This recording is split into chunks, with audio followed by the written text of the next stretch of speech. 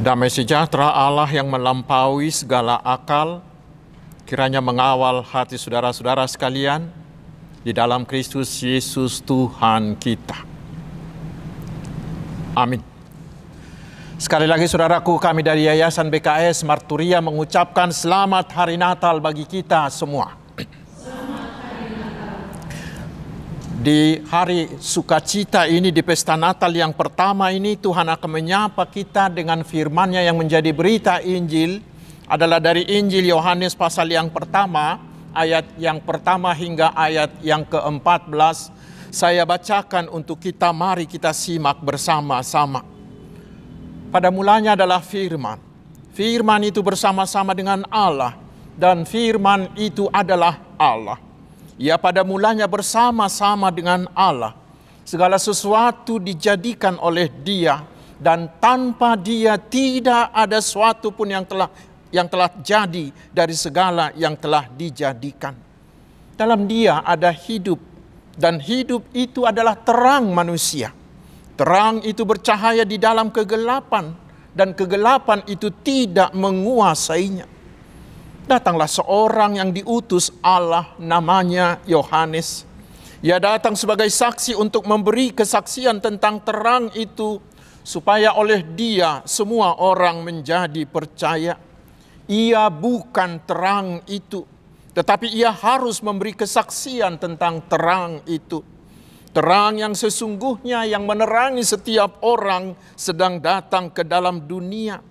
Ia telah ada di dalam dunia, dan dunia dijadikan olehnya, tetapi dunia tidak mengenalnya. Ia datang kepada milik kepunyaannya, tetapi kepunyaannya itu tidak menerimanya. Tetapi semua orang yang menerimanya diberi kuasa supaya menjadi anak-anak Allah, yaitu mereka yang percaya dalam namanya. Orang-orang yang diperanakan bukan dari darah atau dari daging, bukan pula secara jasmani oleh keinginan seorang laki-laki, melainkan dari Allah.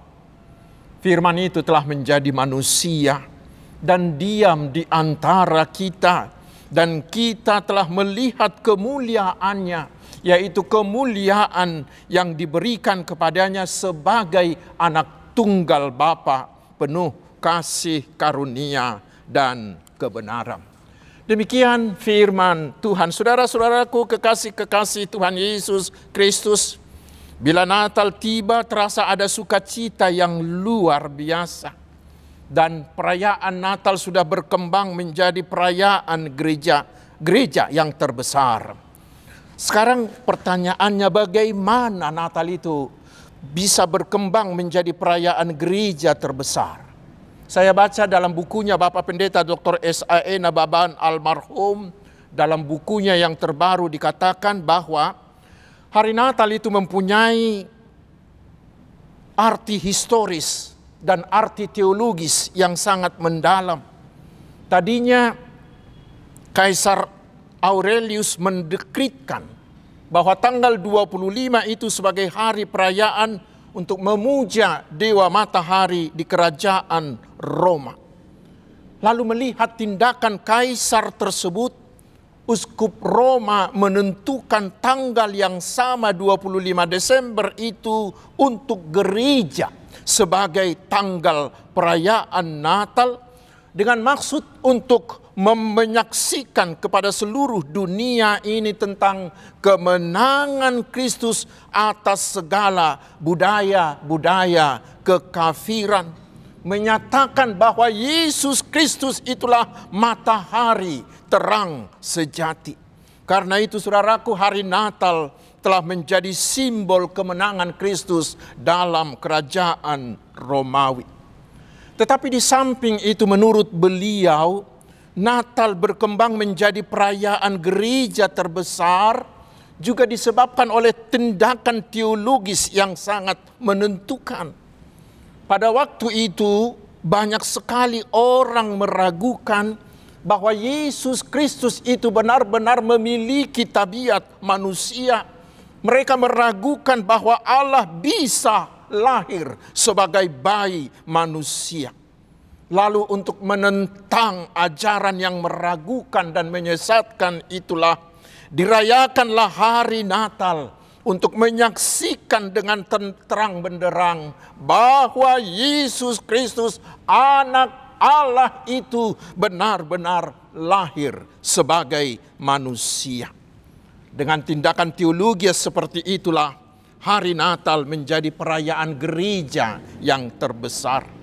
Dan setelah agama Kristen menjadi agama resmi di kerajaan Roma, akhirnya Kaisar Justinus yang kedua yang memerintah tahun 565 hingga 578 mendekretkan bahwa tanggal 25 Desember adalah hari Natal yang harus dirayakan oleh semua orang di kerajaan Romawi. Saudaraku, itulah sekilas tentang sejarah perayaan Natal. Dan untuk Natal tahun 2022 ini setelah pandemi COVID-19 ini semakin reda, kita bisa merayakannya dengan lebih bebas, lebih meriah. Walaupun kita masih harus tetap ketat mengikuti protokol kesehatan, terutama dengan munculnya subvarian baru XBB yang menurut ahli sangat cepat penularannya. Namun saudaraku, kita merayakan Natal tahun ini di kondisi goncangan ekonomi global yang begitu menggelora.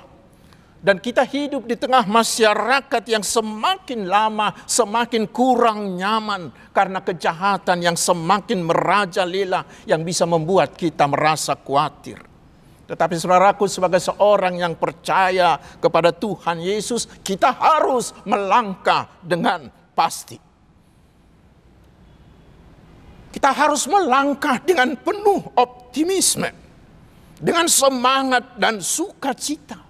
Karena firman Tuhan di hari Natal ini memberikan kita beberapa pegangan yang kokoh. Pegangan yang pertama adalah Tuhan memberitahukan bahwa firman yang telah ada pada mulanya, yaitu firman yang berkuasa, yang mencipta, yang tidak ada menjadi ada itu, kini telah menjadi daging di dalam Kristus Yesus, persis sama seperti kita manusia.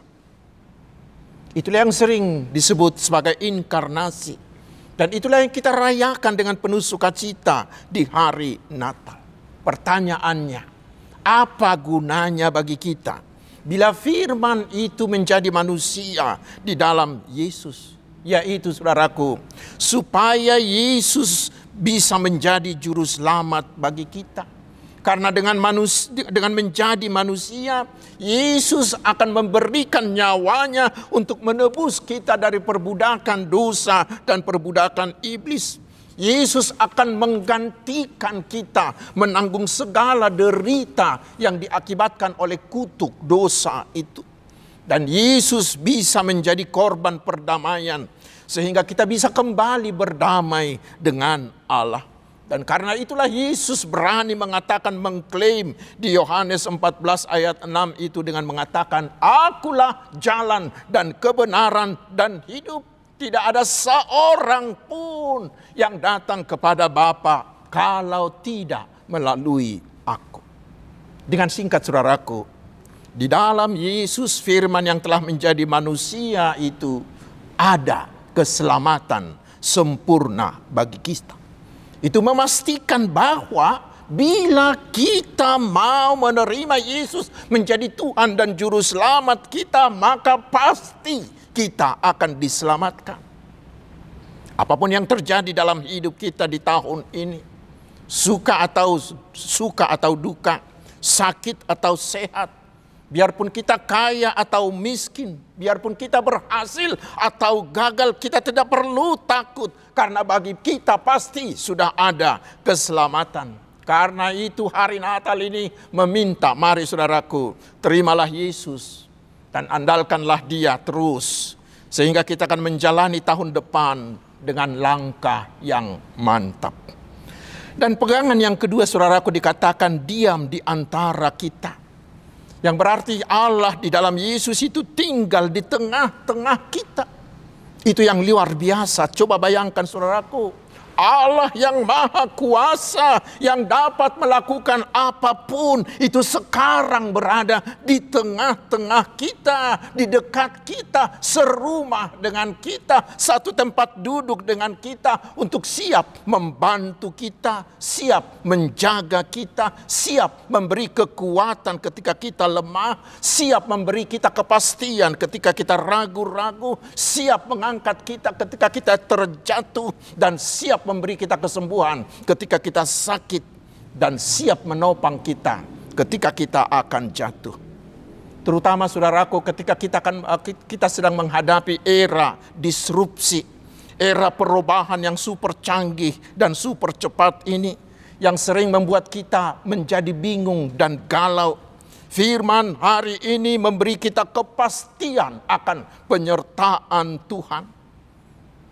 Tuhan Yesus tidak pernah menjanjikan kita hidup tanpa masalah, tidak. Tetapi yang Tuhan Yesus janjikan adalah penyertaannya setiap saat. Karena itulah Yesus menyerukan kepada kita setiap saat. Apa yang dia katakan di Matius 11 ayat 28 itu, marilah kepadaku semua yang letih, lesu dan berbeban berat, aku akan memberi kelegaan kepadamu. Saudaraku, kekasih-kekasih Tuhan Yesus, seperti sudah saya singgung tadi, banyak hal yang membuat kita menjadi lemah di keadaan sekarang, membuat kita menjadi kesepian, menjadi bingung, menjadi gelisah, atau ragu-ragu dalam menjalani kehidupan ini. Saudaraku, bila saudara sedang mengalami itu, pegang jaminan ini bahwa Yesus ada di antara kita, menyertai kita, menjadi sahabat kita, siap membantu kita. Bila saudara ingin menjalani kehidupan yang susah ini dengan tenang walau banyak rintangan dan goncangan, caranya adalah, saudaraku, mari ulurkan tanganmu ke tangan penyertaan Yesus, dan jangan biarkan terlepas sebentar pun dari tangan penyertaan itu. Dan pegangan yang ketiga, kita baca di ayat 16 dikatakan, karena dari kepenuhannya kita semua telah menerima kasih karunia demi kasih karunia. Artinya, semua yang ada pada Allah, yaitu kekuatan, kemuliaan, hikmat, pengetahuan, dan kemahakuasaan, terutama kasih yang tak terhingga itu, akan dicurahkan kepada kita dalam segala kepenuhannya. Sehingga apapun yang kita butuhkan, pasti ada di dalam Yesus yang sudah ada di tengah-tengah kita itu. Mengapa? Karena kuasanya, kekayaannya, kekuatannya, kemuliaannya, dan hikmat Yesus itu tidaklah terbatas alias unlimited. Saudaraku, itulah pegangan bagi kita. Sampai kapanpun dan dalam situasi apapun, tiada hentinya Yesus akan memberkati kita. Hujan berkat-Nya akan terus membanjiri kita, bukan oleh kekuatan, bukan oleh kebaikan kita, tetapi hanya oleh kasih karunia-Nya semata. Dan kita tahu, semuanya kita punya keterbatasan. Keterbatasan ini semakin menambah ketakutan kita, semakin menambah kekhawatiran atau keraguan dan keengganan kita untuk melangkah ke masa depan. Tetapi hari ini di perayaan Natal yang pertama ini, firman Tuhan memberi kita kepastian bahwa segala yang ada pada Allah yang unlimited itu semuanya akan dicurahkan kepada kita melalui Tuhan Yesus, dan itu diberikannya hanya karena kasih karunia-Nya semata. Saudaraku, firman yang telah menjadi daging di dalam Yesus yang lahir di Bethlehem, itulah yang memberi kita pegangan-pegangan yang kuat tersebut, dan itulah jaminan bagi kita menapaki, menjalani masa depan. Memang seperti yang sudah saya singgung tadi. Kita akan mengalami derita, mungkin tangis, mungkin sakit penyakit, mungkin kesulitan, mungkin kegagalan dan lain-lain yang membuat kita bisa menjadi lemah, yang membuat kita menjadi ragu atau takut.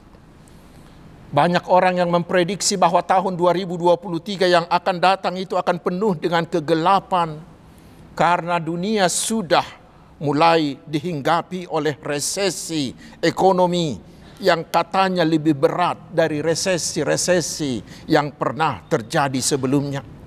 Dan akibatnya PHK sudah mulai terjadi di banyak perusahaan.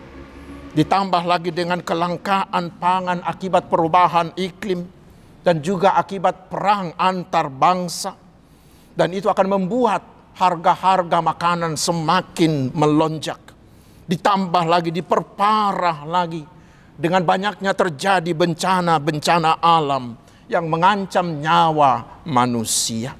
Tetapi saudaraku, hari ini kita diberi jaminan bahwa ada firman yang telah menjadi daging, yaitu Tuhan Yesus yang Maha Kuasa, yang sudah menjadi juru selamat, sudah ada di tengah-tengah kita. Dia adalah terang dunia yang akan mengusir segala kegelapan yang diakibatkan oleh dosa. Dan dia adalah penasihat ajaib yang akan memberikan kita hikmat sehingga kita bisa menemukan jalan keluar dari semua kegelapan yang menaungi kita. Semuanya kegelapan itu akan diusirnya dan kita akan melihat jalan terang yang membuat kita bisa tetap bersuka cita. Apa yang harus kita lakukan? Yang harus kita lakukan adalah mari letakkan seluruh hidupmu di tangan firman yang menjadi daging itu. Jangan sedikit pun meragukan kasihnya dan kuasanya. Jangan sebentar pun melepaskan atau terpisah dari Yesus, agar kuasa dan kasihnya itu terus mengaliri kita sepanjang tahun depan itu. Tetapi saudaraku, setelah semuanya itu, kita diminta agar kita mau menjadi alat di tangan Tuhan Yesus, membawa terangnya kepada semua orang yang berada dalam kegelapan. Yang dalam kegelapan karena sakit, penyakit, karena persoalan ekonomi, karena keluarga, karena mata pencaharian yang semakin sedikit, atau kegelapan yang diakibatkan oleh bencana-bencana alam. Saudaraku, kita diajak, kita disuruh untuk menjadi alat-alat terang Tuhan kepada mereka. Karena itu, janganlah perayaan-perayaan Natal kita tahun ini hanya untuk kita. Janganlah perayaan-perayaan Natal kita hanya sekedar perayaan saja. Tetapi haruslah menjadi Natal yang beraksi, yaitu membagikan terang Kristus kepada semua orang. Kepada mereka yang miskin, kepada mereka korban bencana, kepada mereka yang berkekurangan, agar mereka juga turut menikmati dan turut bersuka cita dalam terang Tuhan Yesus, firman yang telah menjadi manusia itu. Selamat Hari Natal, saudaraku. Amin. Mari kita berdoa. Terima kasih Tuhan atas firman-Mu yang sangat menggembirakan hati kami. Karena dengan kelahiran Tuhan Yesus kami tidak akan takut lagi. Karena kelahirannya itu meyakinkan kami bahwa Engkau Tuhan kami selalu ada untuk kami. Siap sedia membantu dan menguatkan kami menghadapi segala kegelapan kehidupan ini. Biarlah kami hanya mengandalkan penyertaan-Mu saja. Tetapi kuatkanlah kami Tuhan agar kami mau menjadi alat-Mu, membawa terang-Mu kepada orang-orang yang masih dalam kegelapan, agar mereka juga beroleh terang yang ajaib itu. Ya Tuhan, berkatilah semua umat-Mu, agar benar-benar bersuka cita di hari Natal ini. Terutama mereka yang sedang sakit, baik sakit ringan ataupun sakit menahun. atau mereka yang sedang mengalami pergumulan, yang sedang bersedih, yang dalam kesulitan, lawat dan tolonglah mereka ya Tuhan. Berkatilah semua umat-Mu dalam kesehatan mereka, dalam keluarganya, dalam pekerjaannya, dalam usahanya, dalam studinya, dan dalam pelayanan mereka. Dan berikanlah hikmat-Mu kepada anak-anak-Mu yang menerima jabatan di tengah-tengah bangsa ini, agar mereka semakin mampu menjadi contoh, menjadi teladan dalam segala hal yang baik bagi sekitarnya. Ya Tuhan, berkatilah pemimpin bangsa kami. Berkati jugalah para hamba-hamba-Mu, terutama para penginjil-penginjil yang memberitakan Injil-Mu. Terpujilah nama-Mu ya Allah, yang telah menjadi manusia di dalam Tuhan Yesus, Juru Selamat kami. Amin.